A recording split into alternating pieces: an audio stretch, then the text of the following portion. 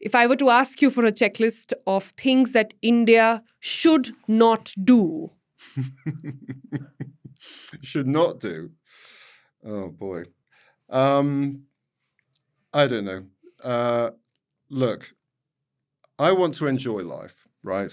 And I don't like a medicine that tells people to stop doing things. In fact, I get very annoyed with my colleagues in Full marks on that one. health. Full marks, yeah. You've got to, and I'll get killed for this, I mean, don't drink, don't smoke, don't do this, don't do that.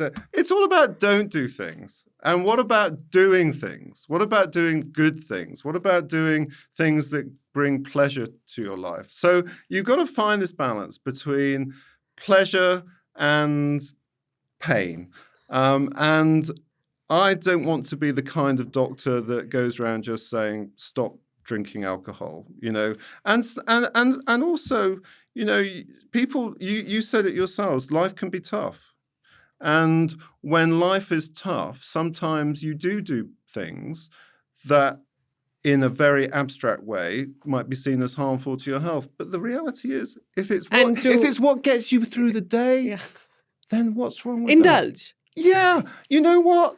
If it gets you through the day, if you can if it helps you survive and makes you a better person, and I think it's a good time to put an advisory on any smoking and any kind of alcohol is injurious to health. Yeah. He could be a doctor and perhaps the most respected name in health across the globe, but he's not endorsing it. This podcast is not endorsing it. I'm not endorsing tobacco, and I'm not endorsing alcohol, and I'm not endorsing drugs. But what I am saying is that medicine needs to be very careful about losing the trust of the public by just going around telling people what not to do.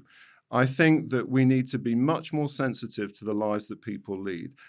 I'll give you an example. If I lived in a community where there were no decent schools and I was unemployed and I didn't have a decent doctor to go to, and the environment was terrible and I didn't have a nice home to live in, you know what? If I drank a bottle of vodka a day and a packet of cigarettes a day, perhaps that's a perfectly appropriate response to the environment in which I live. So I'm not going to condemn that person. I'm not going to celebrate, but I'm not going to condemn them. And the answer is that improve the schools, give the person a job, get them some self-respect, clean up the environment, get a decent doctor in there, and then I might have an expectation that you look after yourself better. But I'm not going to condemn people for doing things that, given the life they lead, it would be entirely reasonable that they seek a little bit of pleasure in their life.